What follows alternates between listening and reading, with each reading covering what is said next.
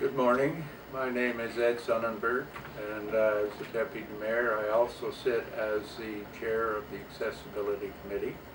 And on my right is Duncan Rogers. I'll let him introduce himself. Thank you, Ed. My name is Duncan Rogers, and I am the clerk of the town of Carleton Place and also the secretary of the Accessibility Advisory Committee. Great. What is the Accessibility Advisory Committee's role? The Accessibility Committee was formed in 2001. It is now consisting of 11 members, the majority of whom have disabilities and advise us how feedback for us to forward to council.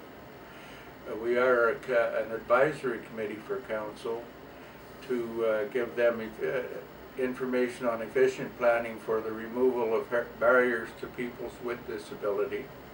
We also provide input on what we should be doing in terms of accessing buildings, building plans, programs, policies, and services. Pivotal in invoking the concerns of the community when it comes to accessibility. The Accessibility for Ontarians with Disabilities Act was enacted in 2005.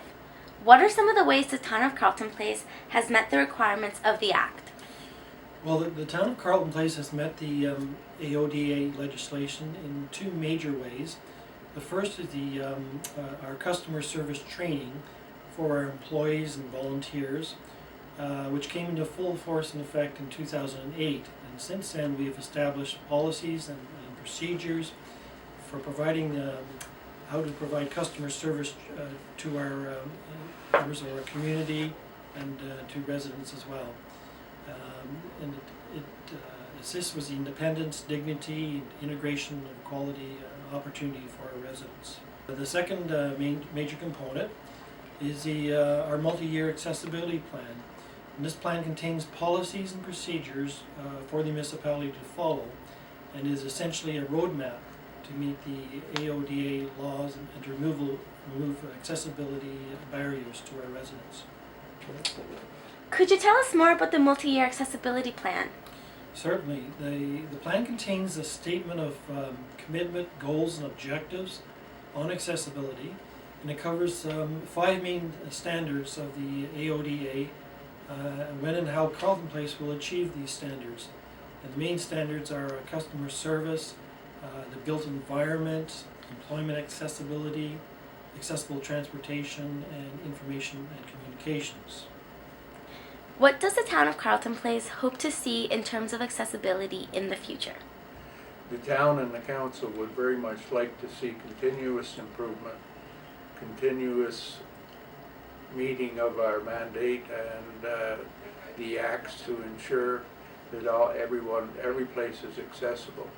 There are 4.4 million people with disabilities in Canada.